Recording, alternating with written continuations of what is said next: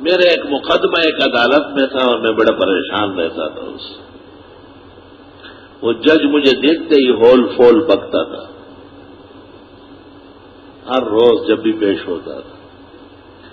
ایک دفعہ مجھے خواب میں کسی نے کہا کہ آپ سورہ تغابن پڑھ کے جائیں. میں نے رات کو 41 مرتبہ پڑھ کر سو گیا. سحری میں اٹھا 41 مرتبہ پھر پڑھی. سنتوں میں بھی پڑھی اور فجر کی نماز کی پہلی رکعت میں پڑھی. دوسری میں سبح اسم ربک الاعلی پڑھی.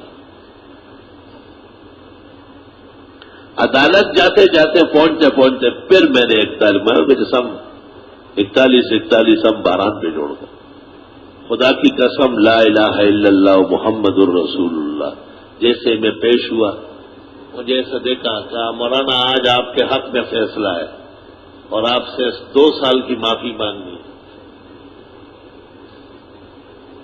اور یہاں تک کہ فیصلہ لکھا سب کچھ کیا ہو.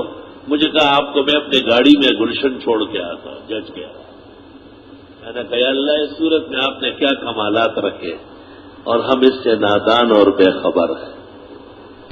دنیا و دین کے ہر مشکل کے لیے آپ اس کو پڑھا کریں. پڑھتے پڑھتے آپ کا وظیفہ بن جائے گا. پھر اس کو آپ پڑھیں گے تو آسمان و زمین آپ کے کہنے سے ہلیں گے حرکت کریں گے. یاد رکھنا بھولنا نہیں. الہی تیری چوکھٹ پر بھکاری بن